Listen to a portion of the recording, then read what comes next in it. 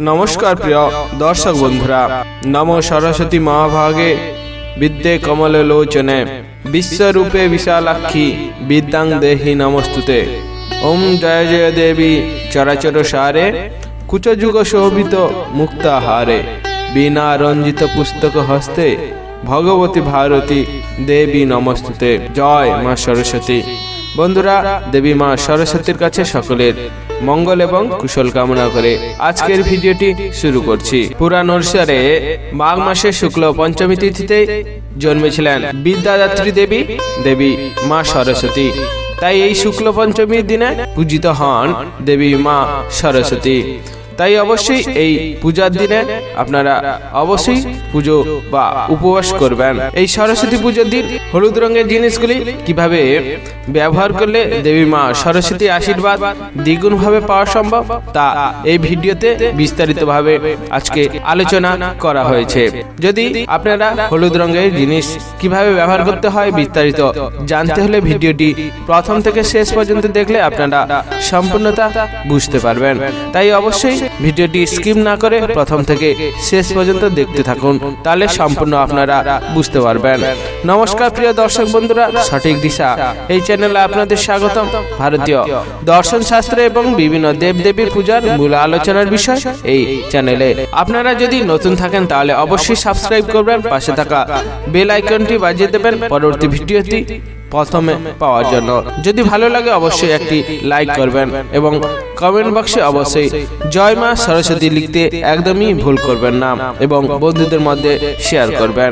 বন্ধুরা চলে আসা যাক আজকে ভিডিওতে বিস্তারিতভাবে আলোচনার জন্য যে কিভাবে হলুদ রঙের এই জিনিসপত্র ব্যবহার করলে আপনারা সরস্বতী দেবীর আশীর্বাদ সহজেই লাভ করতে পারবেন। বন্ধুরা পুরাণ অনুসারে জানা যায় যে মাঘ মাসের শুক্ল পঞ্চমী তিথিতেই জন্ম নিয়েছিলেন বিদ্যা জ্ঞান ভাষা শিল্পকলা ও সঙ্গীতের দেবী মা সরস্বতী।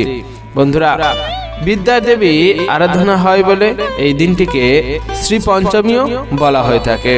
বন্ধুরা পাশাপাশি এই দিন থেকে বসন্ত ঋতুর আবির্ভাব হয় বলে এই দিনটিকেও বসন্ত পঞ্চমী বলা হয়। শুধু প্রকৃতিকে নয়, মানুষের মনেও এই সময় বসন্তেরও জোয়ার আসে। তাই আগামী 14 ফেব্রুয়ারি অর্থাৎ পয়লা ফাল্গুন পালিত হবে এই সরস্বতী পুজো। আপনারা জানতে পারবেন সরস্বতী পুজোর দিন হলুদ রঙের ব্যবহার অত্যন্ত শুভ বলে মনে করা হয়। সেই কারণে সরস্বতী পুজোর দিন হলুদ রঙের পোশাক পরা রীতিনীতি প্রচলিত হয়ে আসছে। বন্ধুরা অবশ্যই এই দিনে হলুদ রঙের ব্যবহার আপনারা করবেন। কিভাবে করবেন আপনারা তা জানতে পারবেন। বন্ধুরা হিন্দু ধর্ম অনুসারে হলুদ রং হলো শুভ শক্তির প্রতীক। এই রঙকে শুভ কোনো কিছুর সূচনার প্রতীক হিসাবে মনে করা হয়।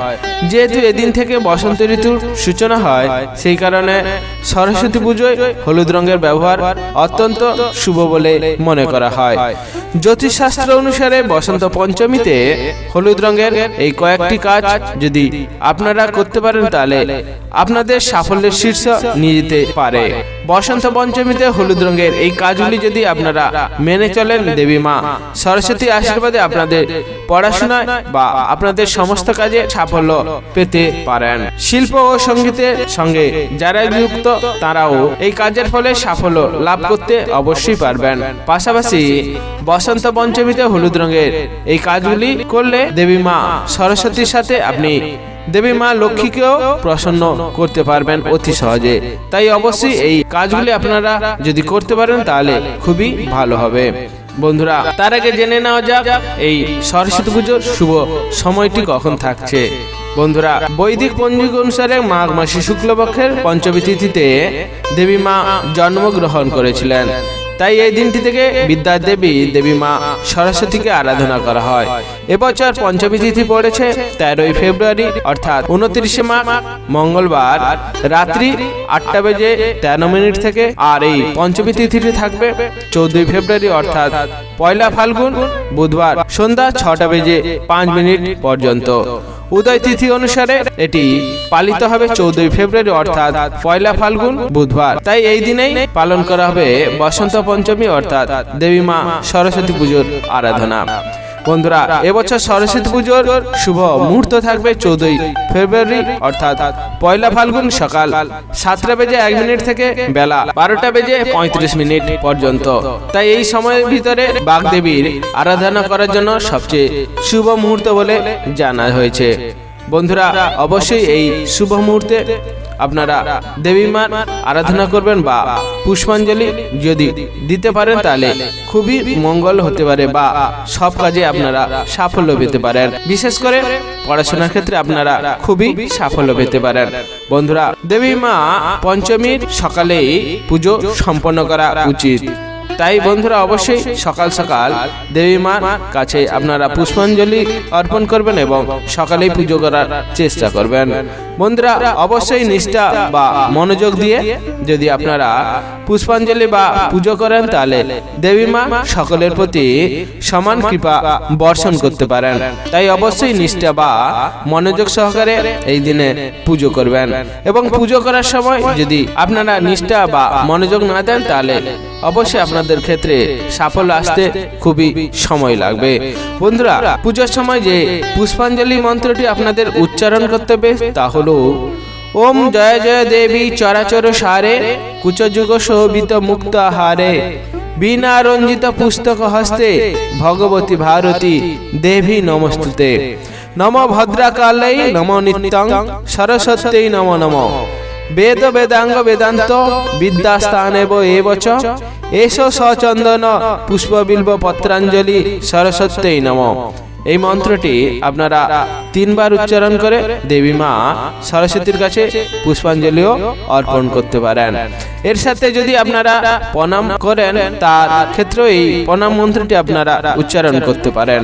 তা হলো নম সরস্বতী মহাভাগে বিদ্যে কমল লোচনে বিশ্বরূপে বিশালাক্ষী বিদ্যাং দেহি নমস্তুতে ওম জয় জয় দেবী চরাচর সারে কুচযুগ শোভিত মুক্তাহারে বিনা রঞ্জিত পুস্তক হস্তে ভগবতী ভারতী দেবী নমস্তুতে। জয় মা সরস্বতী। এটি বলে আপনারা দেবী মা সরস্বতীর কাছে প্রণাম অর্পণ করতে পারেন। বন্ধুরা, অবশ্যই এই কাজগুলি আপনারা নিষ্ঠা সহকারে করবেন। তার সাথে হলুদ রঙের এই জিনিসপত্র যদি আপনারা ব্যবহার করতে পারেন তার দ্বিগুণ সাফল্য লাভ করতে পারেন। প্রথমত যে বিষয়টি কথা বলবো তা হলো জ্যোতিষশাস্ত্র অনুসারে বসন্ত পঞ্চমীতে দেবী মা সরস্বতীকে অবশ্যই হলুদ রঙের মিষ্টি আপনারা নিবেদন করতে পারেন বা নিবেদন করতে পারলে খুবই ভালো বলে মনে করা হয়। পূজার পর সেই মিষ্টি ছাত্রী কুমারী মেয়ের মধ্যে তা ভাগ করে দিন। এই কাজের ফলে দেবী মা সরস্বতীর সঙ্গে দেবী মা লক্ষ্মীর আশীর্বাদও আপনার উপর সব সময় কৃপা বর্ষণ থাকবে। তাই অবশ্যই এই দিনে হলুদ রঙের মিষ্টি নিবেদন করা খুবই প্রয়োজন দেবী মা সরস্বতীর কাছে। দ্বিতীয়টি যে বিষয়ের কথা বলবো, যদি আপনার সন্তান পড়াশোনায় দুর্বল হয় অথবা পড়াশোনায় মনোযোগ না থাকে তাহলে সরস্বতী পুজোর দিন হলুদ কলা, হলুদ ডাল, হলুদ রঙের পোশাক এবং পড়াশোনার সঙ্গে সম্পর্কিত কোনো জিনিস কোনো গরিব মানুষকে দান করুন। এর ফলে দেবী মা সরস্বতী আশীর্বাদে আপনার ছেলে মেয়ের লেখাপড়ায় মন বসবে এবং তারা পড়াশোনা সমস্ত ক্ষেত্রে তারা খুবই সাফল্য অর্জন করতে পারে। তাই অবশ্যই এই হলুদ রঙের কলা, ডাল, হলুদ রঙের পোশাক অবশ্যই গরিব মানুষকে যদি দান করতে পারেন তাহলে খুবই ভালো হয় বলে জানা যায়। বন্ধুরা, তৃতীয় যে বিষয়ের কথা বলবো, এই বসন্ত পঞ্চমীতে বা সরস্বতী পুজোর দিন হলুদ রঙের পোশাক পরা আবশ্যিক। এর ফলে জীবনে সুখ সমৃদ্ধি লাভ করা যায় সহজে। স্মৃতিশক্তি দুর্বলতা রয়েছে যাদের, তাদের এই কাজটি করা খুবই প্রয়োজন। এর পাশাপাশি এদিন একটি দ্বিমুখী প্রদীপ জ্বালে বিশ্ববিজয় সরস্বতী কবচ মন্ত্র যদি জপ করতে পারেন তাহলে আপনারা সর্বকাজে সাফল্য পেতে পারেন। তাহলে বন্ধুরা, অবশ্যই যদি হলুদ রঙের পোশাক পরতে পারেন তাহলে এটি আপনার ক্ষেত্রে শুভ এবং আপনার জীবনে সমস্ত রকম সুখ সমৃদ্ধি লাভ করতে পারবেন। চতুর্থ যে বিষয়ের কথা বলবো, বসন্ত পঞ্চমীতে কামদেব ও রতির পুজো করার প্রথা অনেক জায়গায় প্রচলিত হয়ে আসছে, যাদের প্রেম ভালোবাসার জন্য একটি গুরুত্বপূর্ণ দিন হিসাবে জানা যায়। দাম্পত্য জীবনে যাদের অশান্তি থাকে তারা এই বসন্ত পঞ্চমীতে দুধের মধ্যে হলুদ মিশিয়ে সেটা প্রথম দেবী মা সরস্বতীর পায়ে ছুঁয়ে তারপর নিজের গায়ে লাগিয়ে নিন।